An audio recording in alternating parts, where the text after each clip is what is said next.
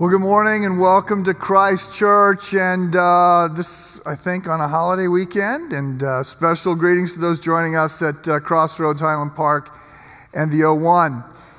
So there's a picture that's going to go up here of the Jordan River, and this is a prominent river that features in several biblical events. I have been to the Jordan River. In fact, when I say I've been to the Jordan River, I have seen it up close and personal. Several years ago, we, Christ Church, had a tour of Israel, and we did a baptism in the Jordan River. So when I say, can we pull up that picture? When I say I have been to the Jordan River, I got wet in the Jordan River. And by the way, we have a baptism coming up in 2 weeks, so those of you who have not been baptized, it's not the Jordan River, but you ought to sign up to be baptized. And when you get into the Jordan River, you realize some things.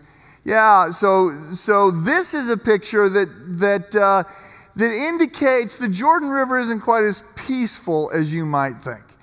When you get there, you realize two very important things that might not otherwise be obvious. First of all, although the Jordan River is not a very big river, it's not very wide, it's not very long, it's really steep. So it starts 9,000 feet above sea level, and over the course of just a couple hundred miles, it drops 10,300 feet to 1,300 feet below sea level, the lowest point on the planet not covered by water. So it's not long, it's not wide, it's steep. Consequently, it has a pretty wicked current. Consequently, it has washed away the bank. You do not wade into the Jordan River. I've been there, I have looked over the edge, and you're clueless as to whether or not I'm about to step into a foot of water or 20 feet of water, right? And what that means is you have to go all in. Right? You can't wade out into the Jordan River, which is part of the reason why it becomes a barrier in various people's lives, especially to the Jews. So there's a very important event that happens in Joshua chapter 3, which is 40 years after the Jews have been led out of Egypt by Moses. And they, of course, cross the Red Sea. There's a significant moment there. They're supposed to go into the Promised Land, but they listen to those who say that God cannot give them the land. He's already done all these miracles, but they listen to the majority report. Joshua and Caleb said, no, God has given us this land. We can go into it, but they choose not to. So God says, okay, well then you're going to wander around in the desert for the next 40 years. And during those 40 years, everybody that's part of the nation of Israel, except Joshua and Caleb, die. So 40 years later, Moses has now died, Joshua's in charge. They come to the banks of the Jordan River to cross. But it's a significant barrier, in part because they don't know how to swim. Everybody there has spent their entire life in the desert. And if you're in the desert, you can't sign up for swim lessons. So there's this river, and it's got a pretty significant current. And so for 3 days, the people stand on the banks of the river. They're supposed to cross this river. It's not that wide. But for 3 days, they do nothing. And then God says to them, okay, Joshua, have all the people line up behind the priests. Have the priests go first. Have the priests carry the Ark of the Covenant, which is this box. If you saw Raiders of the Lost Ark, you might know what it looks like. There's a box, and in the box was the 10 Commandments that God had given them, a vial of manna, the bread that fell out of heaven, and Aaron's rod, which has been broken off. It's a stick, but it continues to bloom, and all of that is in the Ark of the Covenant. And God says to them, okay, everybody line up, and on the count of 3, the priests are going to step into the Jordan River. And when their feet hit the water, okay, but not until I will cause the waters to part. And so, again, you can't wade into the Jordan River. You're committing. So the priests are standing on the bank. They're looking at this river. It's at flood stage at that point. The water is coursing rapidly, and they have to commit. So, long before crossing Jordan was a dramatic TV show, crossing the Jordan stood for a dramatic step of faith. And so I bring this up because, as you have heard, we are launching this dramatic step of faith. We are calling on you to lean in, to step up, to love, to obey, to trust, to cross the Jordan, right? That's sort of a metaphor for what is happening. And this is a big deal, and so we're going to spend the next 5 weeks, we're going to be in the book of Genesis, chapters 11 through 22, looking at principally the life of Abraham. And the question you might ask is, why? First of all, why are we doing any of this? Like, why reach? Why take this? Why the hassle? Why the sacrifice? Why the effort? Why the risk? And it's a very fair question. So the answer to why reach is, first of all, there's a lot of people who are hurting out there. So in some ways, for some people, things have never been better. The market is at really high levels. I realize there was a correction, but the market is currently higher than it was on January 1st. The market is at high levels. And step back from that, there has been a 50-year run of medical advances that has improved the quality of our lives, life expectancy. In many ways, for many people, things are going very well. But there is a growing gap between the haves and the have-nots, and there are many people who are suffering. And set aside physical needs, there's a whole lot of spiritual confusion going on out there. There are many people who sincerely believe that whatever they sincerely believe is right. I mean, that's the modern experiment. Right? Whatever we sincerely believe, that's all that matters. But that's sort of crazy thinking. And people don't realize that God has, in fact, revealed himself to us. He has revealed himself to us in his book, but he has principally revealed himself to us in his Son, Jesus Christ. And there is a way forward, and there's a way to be reconciled to God. And so there are huge needs to see people hear about God's love, and there's huge needs to be the hands and feet of God and care for people. And principally, God's fix for this has been the church. So that has been the plan. It's a 2,000-year-old plan. We want to fuel a movement that reaches people and renews communities, and that means we're trying to multiply churches. That's the effort. Locally, we want to start 3 new campuses over the next few years. We also want to expand our efforts to work among the poor, and we want to help other churches go and thrive. Locally, we want to partner with our global partners to start churches that will reach people and renew communities. So this is very much a church-centric, let's multiplying churches. And we're doing this because that's God's plan, but we're also doing this because that's what we get called to. Those of us who sign up to be Christ followers, we are signing up to be those who love and serve, who sacrifice, those who are generous, those who are good neighbors, those who are good stewards, those who love their enemy. I mean, that's the call that gets placed on us. It develops throughout the Bible, and it comes into clear focus when we get into the New Testament and the commissions and the mandates that Jesus gives to us.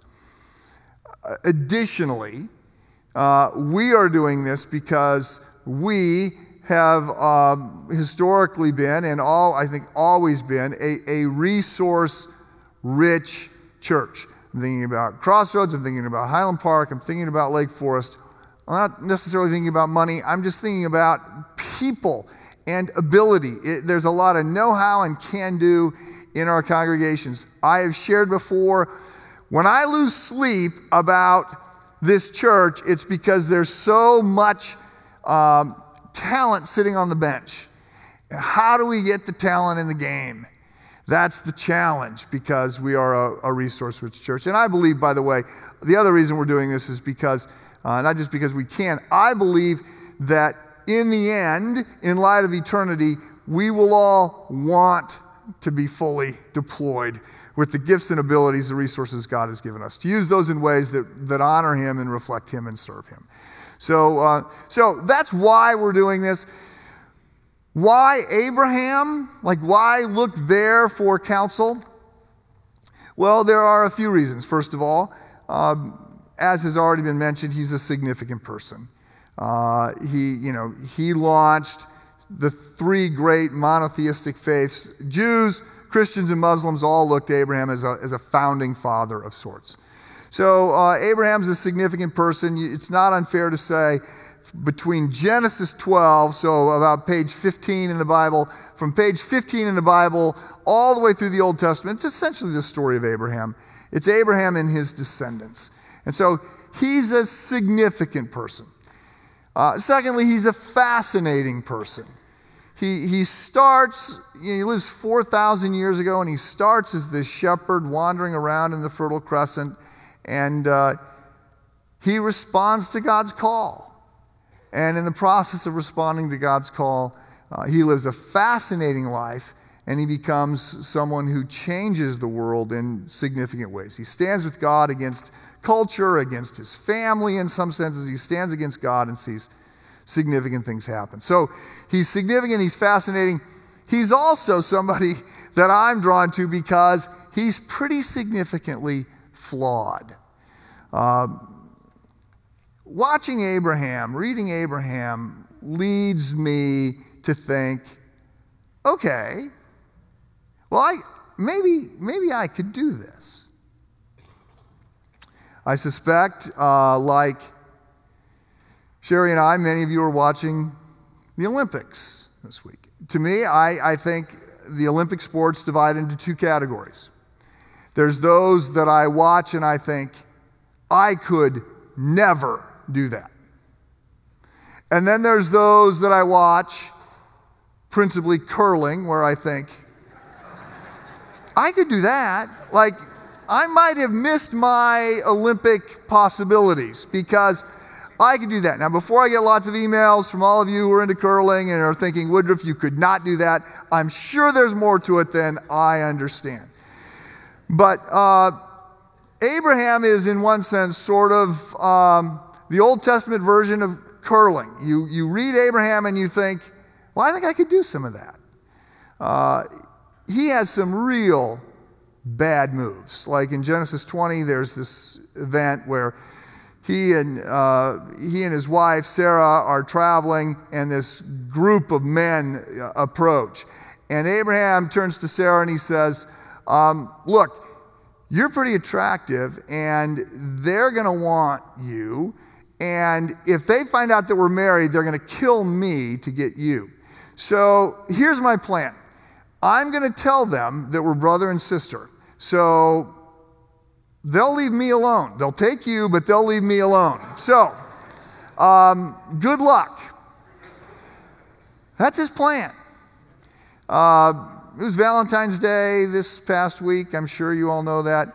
On behalf of men everywhere, I think, thanks, Abraham, you've set a really low bar. I mean, it's just, Valentine's Day can be a little high stress, like, I hope I don't do anything particularly stupid this week, but you always think, at least I won't be as much of a klutz as Abraham. By the way, also, there was the time where he thought, you know what would solve our family problems? If I slept with my wife's younger maid. That would solve our problems. Yeah, okay, so Abraham does some pretty significantly stupid things.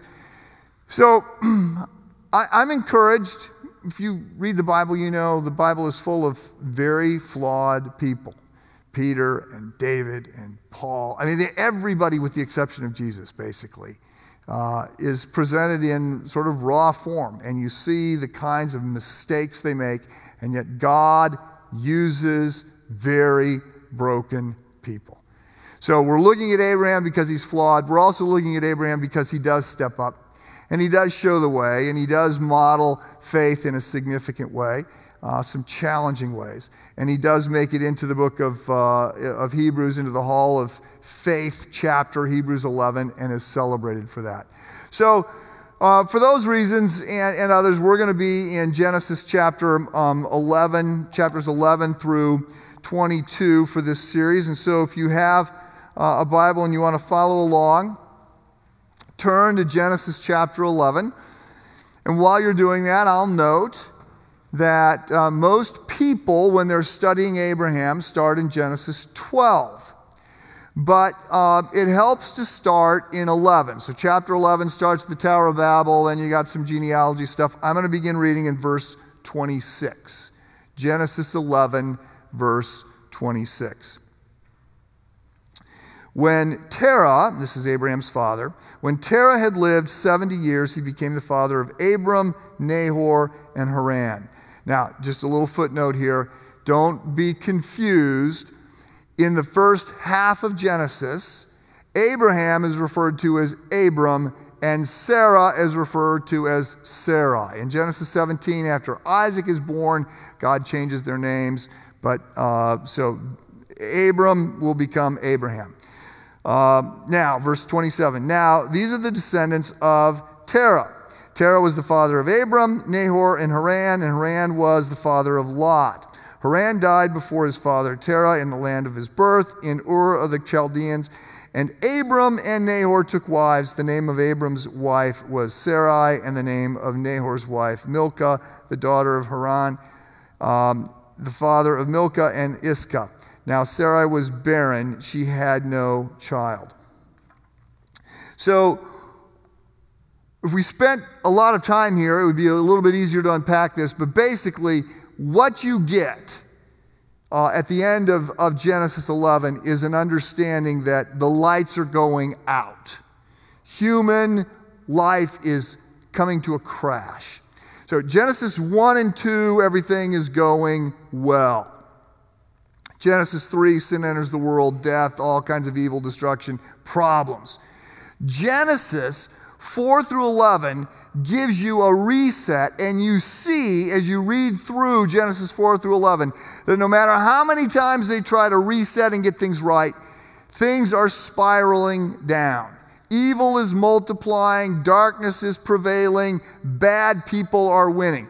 There's one semi-decent family. It's the descendants of Seth, and there's one family that seems to hold out some hope, that seems to continue to look to God, but everyone else is going in different directions. And that one family leads up to Abraham, and now we hear that Abraham's wife Sarah is barren. And it's not just that. Terah, the name of Abraham's father, Terah in Hebrew, there's a couple little things that you would get if you were reading this in Hebrew, you were fluent in Hebrew. First of all, the name is a play on the word moon. And they are from the Ur of the Chaldeans is where they were from. And that was an area that we know the worship of the moon was prominent. And so what the indication here is that Abraham's father is a pagan. He's worshiping the moon. Not just that, but the word Terah also is sort of a metaphor. There's a play there. The name means the end. Sort of like our English word caboose. And so you're seeing with Terah comes the end.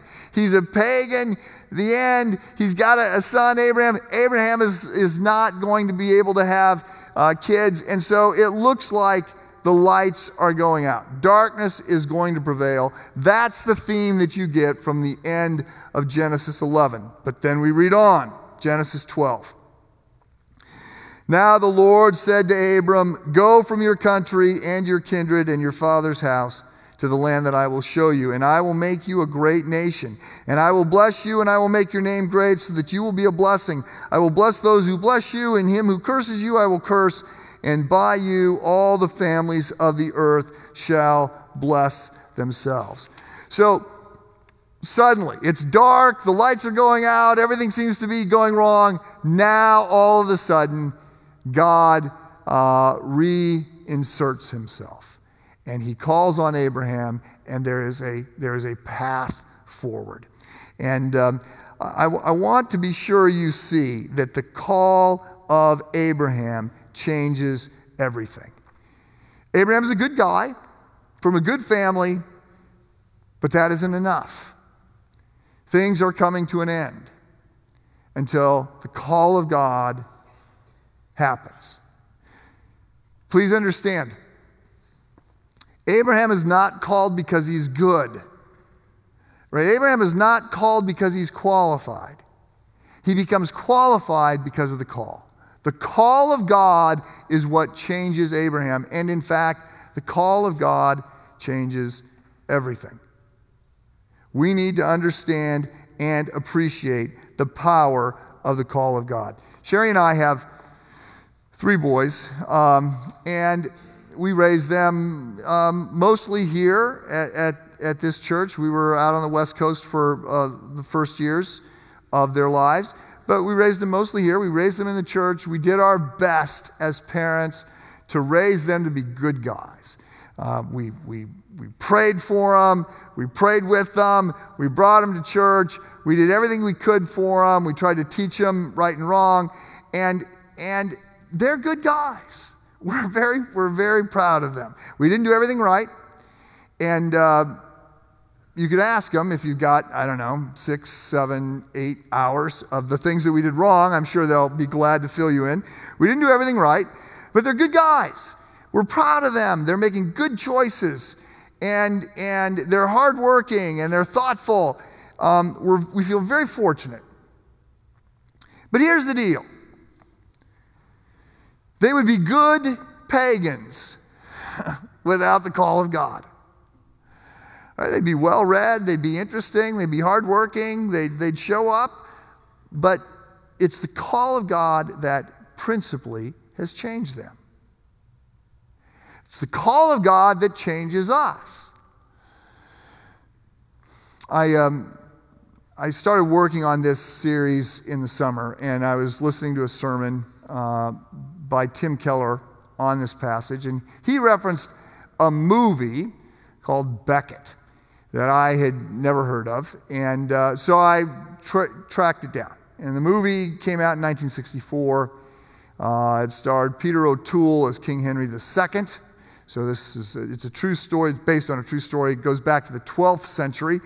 So Peter O'Toole is King Henry II, and Thomas Becket is his friend. He's played by Richard Burton, and he's the friend. He's the drinking buddy of the king. And they go out to paint the town red. They go out to chase women. They go out. They're living a pretty wild life. The king is married, Becket is not, but they're sleeping with lots of women and drinking lots of ale. And then the Archbishop of Canterbury dies.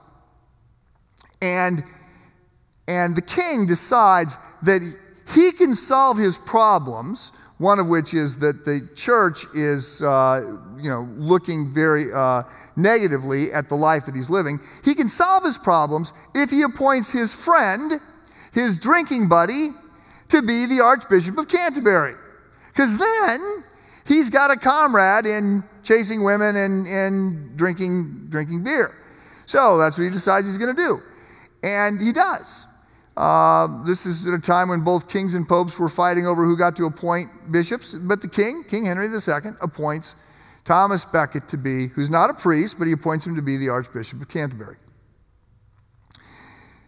But the call of God, experienced by Becket, changes him to the horror of King Henry II. And there's a famous line, I won't give it away if you want to see the movie. It's not a great movie, but it's interesting. And it's based on a true story. I won't give too much away, but there is a famous line from history that makes its way into the movie where at one point, King Henry II is so frustrated with Becket that he says, "Who will rid me of this meddlesome priest?" Right?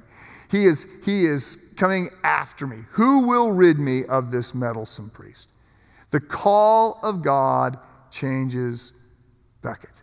And the call of God changes us.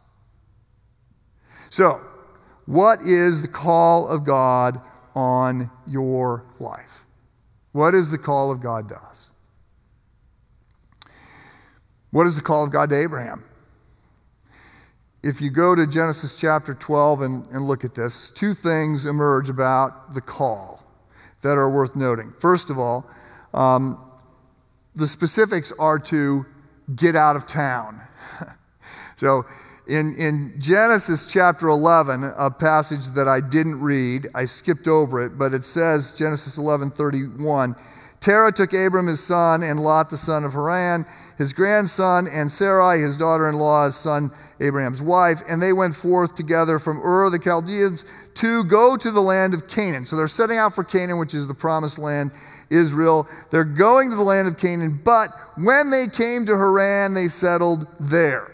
So they didn't make it. They set out to go from the Fertile Crescent down into Israel. That was the plan. They don't make it.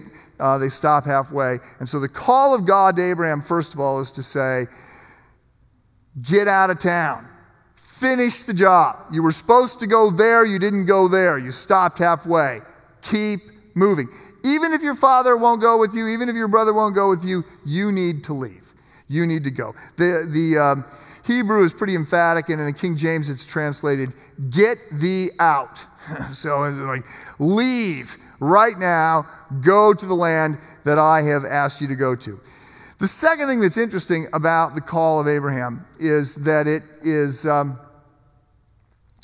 requires a fair bit of faith.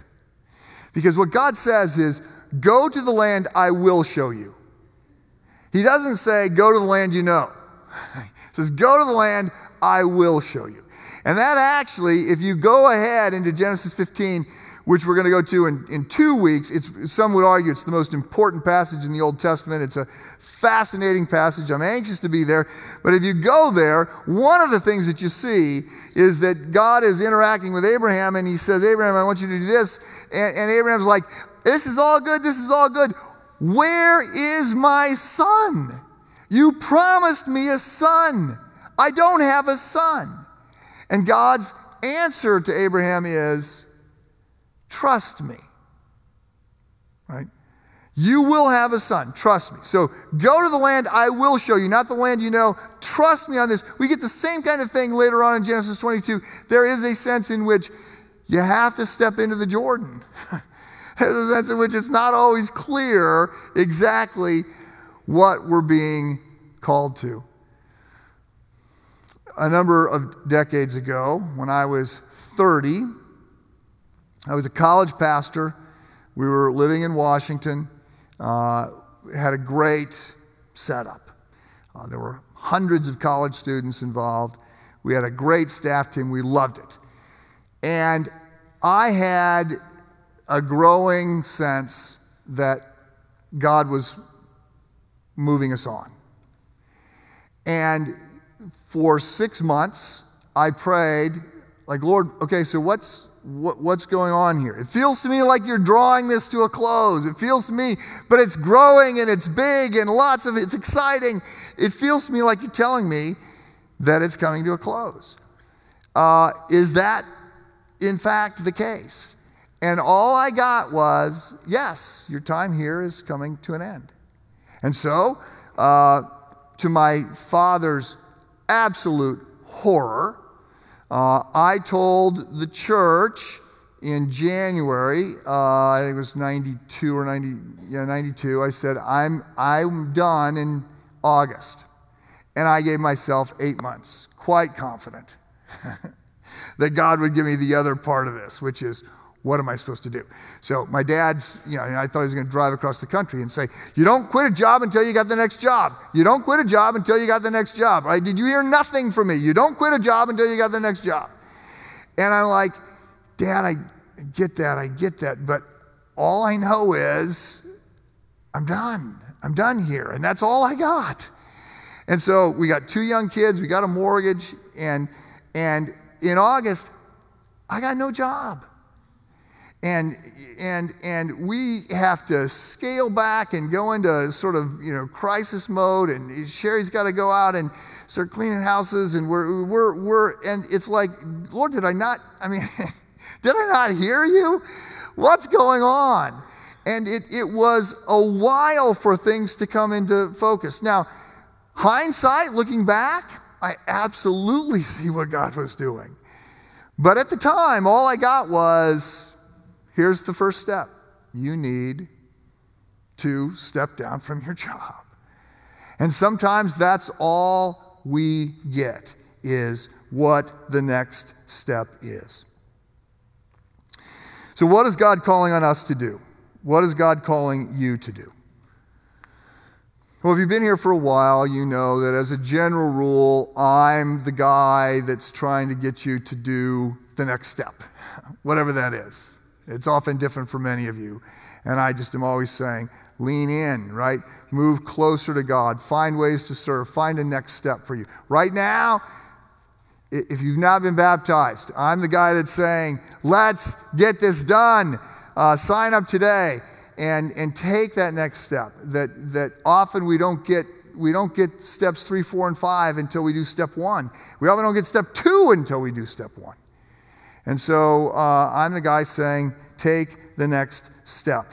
And with Reach, I think our collective next step is to try and multiply our influence, and it's going to require lots of people to step up and lots of people to get in the game. And I have people say, seriously, you guys are trying to raise $19 million? And I say, when I'm asked that, I go, yeah, and that's not actually the biggest challenge. We're trying to get 100,000 volunteer hours. So the money is sort of secondary to getting people to step up and to lean in. But I'm excited about this. I am excited for the challenge that is in front of us. I'm excited about the opportunities in front of us. I'm excited about how this is going to change me, how this is going to change you, how this will change us. And so we're going to be following with Abraham, who's someone who we can relate to on many fronts. And there's a call, and the call is what qualifies us. We're not qualified and then get called. God doesn't say, there's people that can do this, I'll use them. He says, no, I'm going to use them, and the call of God qualifies us to do the things that God is asking us to do. Let me pray for us.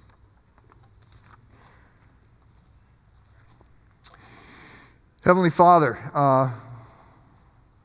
we want to be found faithful. We want to hear from you. We want to know what next steps are as individuals and as a church. We want to lean into that and trust you to that end. So we ask for your favor. We ask for your direction. Guide us, direct us, use even us, broken though we are, to do things that advance your work. We pray this in Jesus' name. Amen.